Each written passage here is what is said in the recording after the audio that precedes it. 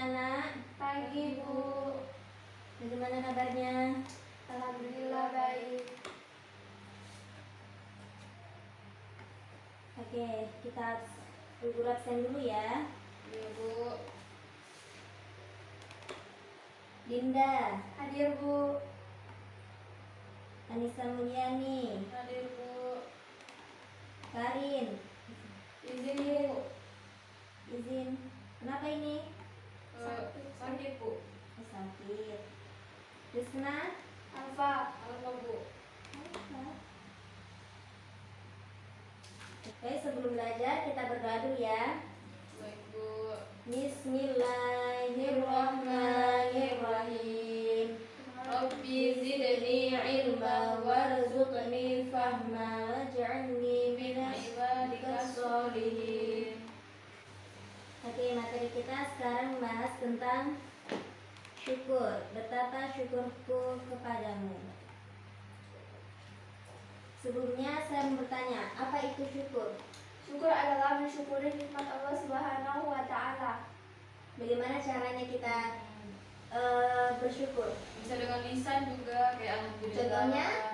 Kayak alhamdulillah. Ya, sih. Contoh lain lagi?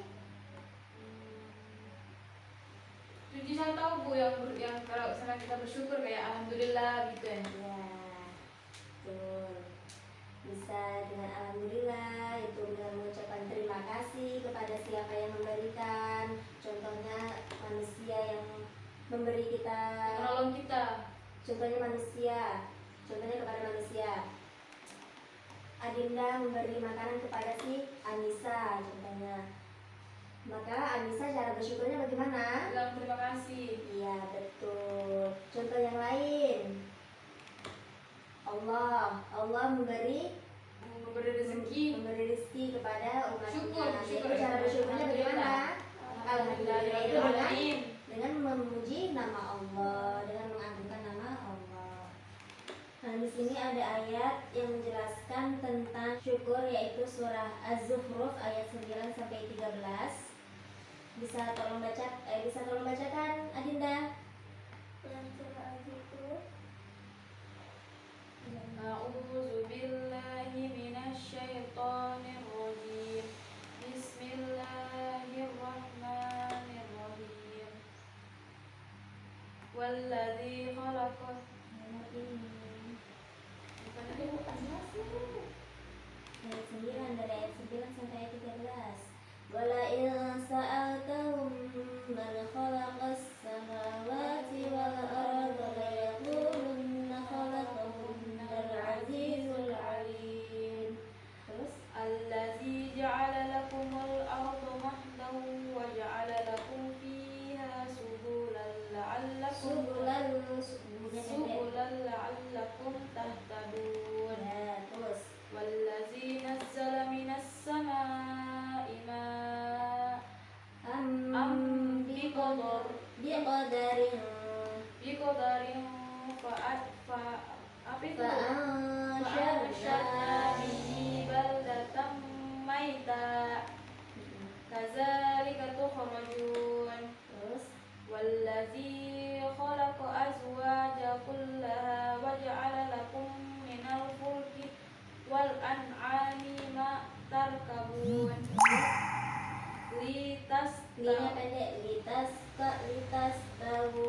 litastawu ala zuhrihi thumma tazkuru ni'mata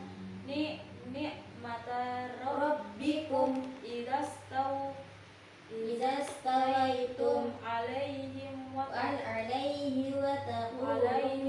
taqulu subhanallazi sakhkhara lana hadza wa ma kunna lahu muqrinin. ya. Adinda coba baca artinya. Artinya, dan jika kamu tanyakan kepada mereka, siapakah yang menciptakan langit dan bumi, pastilah mereka akan menjawab, semuanya diciptakan oleh yang maha perkasa lagi maha mengetahui, yang menjadikan bumi sebagai tempat menetap bagimu, dan dia menjadikan jalan-jalan di atas bumi untukmu, agar kamu mendapat petunjuk, dan yang menurunkan air dari langit menurut ukuran yang diperlukan, lalu seperti itulah kamu akan dikeluarkan dari kubur. Dan yang menciptakan semua berpasang-pasangan dan menjadikan kapal untukmu dan hewan ternak yang kamu tunggangi, agar kamu duduk-duduk di atas punggungnya, kemudian kamu ingat nikmat Tuhanmu apabila kamu telah duduk di atasnya, dan agar kamu mengucapkan, Maha Suci Allah yang telah menunjukkan semua ini bagi kami, padahal kami sebelumnya tidak mampu menguasainya, dan sesungguhnya kami akan kembali kepada Tuhan kami. Sudah? Sudah, Bu. Jadi maksud dari ayat tersebut adalah semua sumber alam yang merupakan rezeki dan nikmat dari Allah yang tak terhitung nilainya dan dikaruniakan Allah kepada manusia. Oleh karena itu, manusia seharusnya pandai-pandai mensyukuri dan salah satu bentuk mensyukur nikmat Allah adalah dengan beribadah kepada Allah, memelihara alam dan tidak merusaknya. Terus pada ayat 9 Allah menerangkan kepada Nabi bahwa jika orang-orang musyrik ditanya, siapakah yang menjadikan langit dan bumi? Allah. Siapa yang menjadikan langit dan bumi? Allah. Mereka pasti akan menjawab Allah. Allah lah yang menciptakan langit dan bumi. Mereka sebenarnya mengakui Allah, tetapi karena sombong, hasut dan dengki, mereka tetap syirik. Mereka tetap musyrik kepada Allah. Kalau ayat 9 Allah menyebut secara umum penciptaannya yaitu langit dan bumi. Pada ayat 10 Allah merinci sebagian dari kehebatan ciptaannya.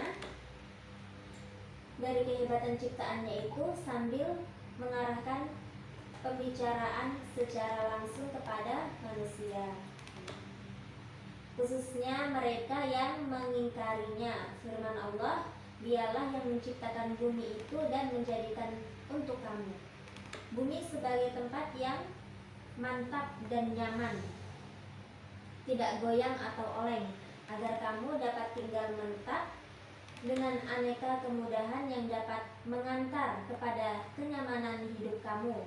Dan Dia menjadikan untuk kamu, yakni membuat dan menganugerahkan kamu potensi untuk membuat jalan-jalan di bumi ini, supaya kamu mengetahui arah dan mendapat petunjuk menuju arah yang kamu kehendaki, baik itu kepentingan hidup, ekonomi, dan perdagangan saja.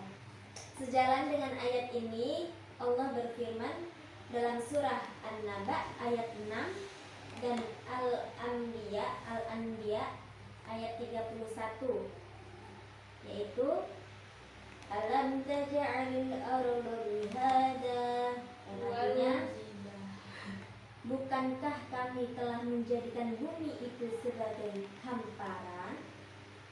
Berarti bumi itu berbentuk hamparan, bukan berbentuk bundar. Surah Iyo karena tidak begitu ya. Oh, Karena begitu. kan dulu kalau ya ada yang menjelaskan, ada yang berbentuk bulat, ada yang 90% itu bahwa itu hamparan. Ya, hamparan. Pasti ada tuh pernah bilang Karajak. Dulu gue pernah bilang bumi itu berbentuk hamparan. Coba Pi, kalau misalnya berbentuk bulat pasti kita kayak jalan miring gitu ya. Nggak tahu, kan kita beda-beda guru. Saya guruku bilang gitu berbentuk hamparan. Sejalan dengan ayat ini, Allah berfirman dalam surah An-Naba ayat 6 dan Al-Anbiya ayat 31, yaitu yang berbunyi Alam naj'alil arda mihada, yang artinya bukankah kami telah menjadikan bumi itu sebagai hamparan? Berarti itu bumi bukan bulat, Bu. Ya, bukan. Oh, Bumi itu hamparan. berbentuk hamparan ya, Bu. Ya. Jadi kata mihada atau mahada atau mihad.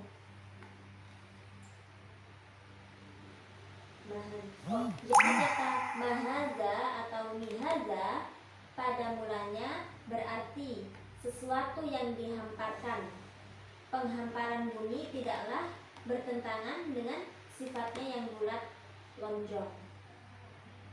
Oh, maksudnya itu bumi itu kayak maksudnya tidak lonjong gitu, tidak bulat atau bagaimana Bu itu penjelasannya? Tidak, dia itu bumi, dia itu hamparan. Dia tidak bulat, tidak lonjong, tapi dia hamparan. Berasal dari ayat itu tadi Bu? Iya. Haza atau mihaza pada mulanya berarti sesuatu yang dihamparkan. Penghamparan bumi tidaklah bertentangan dengan sifatnya yang bulat lonjong. Oh, maksudnya itu bumi itu kayak maksudnya tidak lonjong gitu, tidak bulat atau bagaimana Bu itu penjelasannya? Tidak, dia itu bumi, dia itu hamparan. Dia tidak bulat, tidak lonjong, tapi dia hamparan. Berasal dari ayat itu tadi Bu? Iya.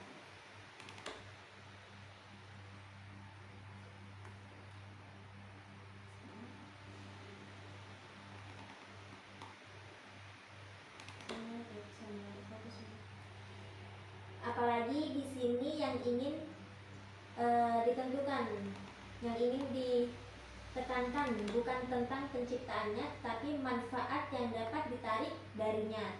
Di sisi lain, kemanapun kaki melangkah atau mata memandang, seseorang akan mendapati bumi ini datar atau mudah untuk dilalui.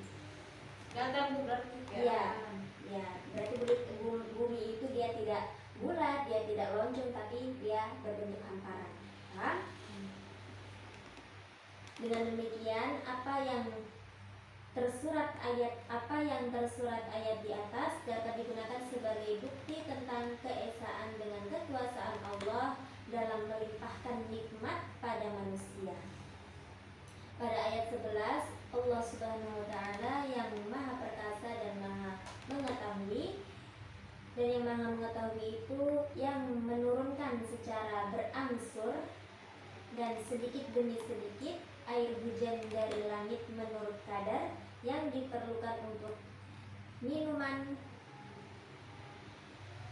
kamu dan binatang serta pengairan tumbuh-tumbuhan. Lalu kami hidupkan dengannya, yakni dengan air itu, negeri atau daerah tandus yang mati yang sebelumnya tidak ditumbuhi pepohonan. Seperti itulah Allah kuasa menghidupkan sesuatu yang mati dan mengeluarkan kamu dari dalam kubur dengan amat mudah. Air hujan terjadi karena tidak samanya tekanan udara di permukaan bumi akibat adanya gunung-gunung. Hal ini menyebabkan aliran udara berupa tiupan angin.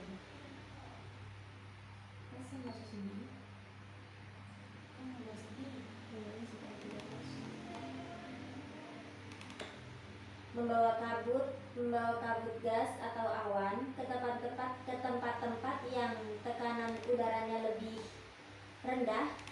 Kumpulan awan akan terus memadat dan suatu saat mengalami kondensasi atau apa itu kondensasi? Pengembunan. Dan akhirnya jika mencapai titik jenuh, maka menjadi apa yang disebut dengan hujan. Turunnya hujan di permukaan bumi berlangsung jutaan tahun dan berbentuklah sungai-sungai, danau-danau dan lautan yang merupakan reservoir air. Di samping unsur-unsur gas yang mencair menjadi air hujan, terkikis atau terlarut pula garam-garam. Terkikis atau terlalut pula garam-garam dan mineral bersama air hujan dan akhirnya terkumpul di lautan. Gas yang terlarut dalam air laut antara lain yaitu apa? CH4. Hidupkan kendaraan itu dan memelihara kamu apabila kamu telah mantap berada di atasnya, dan supaya kamu mengucapkan dengan lidah kamu sehingga bergabung hati, pikiran, dan lidah memuji kepadanya sebagai pengakuan atas kelemahan kamu Adapun surah Al-Ankabut yang menjelaskan tentang syukur, yaitu Dinda bisa tolong bacakan ayatnya? A'udzu billahi minasyaitonir rajim. Bismillahirrahmanirrahim. Innama ta'buduna min dunillahi awthanan wa takhluquna Ifka. Terus ulang dari watakhluquna ifkan innal ladina watakhluquna ifkan innal ladzina ta'buduna min billahi min dunillahi rizqa wa mana kau baca min dunillahi yamliku min dunillahi la yamlikuna lakum rizqan fabtaghu ilallahi rizqa wa'budu washkuru lahu ilaihi turja'un. Coba sebelahnya Anissa baca ayatnya baca Artinya, Bu. artinya. Semuanya ini Bu dari ayat berapa Bu dibaca? Dari Ayat 17 saja. ya 17 Bu yang kamu kan tadi. 17 saja dibaca Bu. Iya kan hanya satu ayat. Bismillahirrahmanirrahim. Artinya surat Al-Ankabut ayat 17. Sesungguhnya yang kamu sembah selain Allah hanyalah berhala-berhala dan kamu membuat kebohongan. Sesungguhnya apa yang kamu sembah selain Allah itu tidak mampu memberikan rezeki kepadamu, maka mintalah rezeki dari Allah dan sembahlah Dia dan bersyukurlah kepadanya. Hanya kepadanya kamu akan dikembalikan. Jadi maksud dari ayat tersebut adalah Allah telah menegaskan bahwa sesembahan selain Allah itu sudah jelas merupakan hasil ciptaan tangan manusia itu sendiri. Tetapi mereka berdusta dengan menganggapnya itulah Tuhan yang sebenarnya. Lebih dari itu, ciptaan mereka yang berbentuk patung dan berhala itu menurut kepercayaan mereka sanggup memberi manfaat atau keuntungan kepada mereka. Kemudian Nabi Ibrahim alaihissalam mencela dan mengecam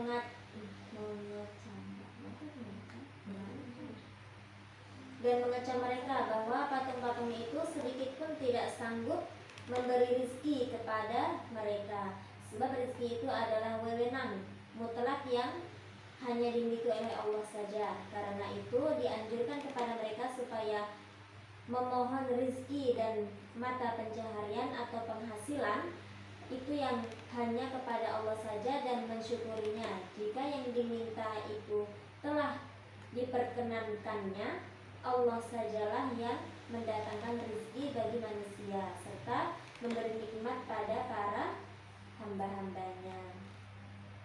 Sesudah itu kepadanya lah manusia akan dikembalikan, di mana manusia dianjurkan untuk mencari keriduannya dengan jalan mendekatkan dari kepadanya. Ayat ini ditutup dengan lafal kepadanya lah kamu dikembalikan. Artinya bersiap-siaplah kamu menemui Tuhan itu dengan beribadah dan bersyukur. Firman Allah yang berbunyi, fakulu mimma razaqakumullahu halalan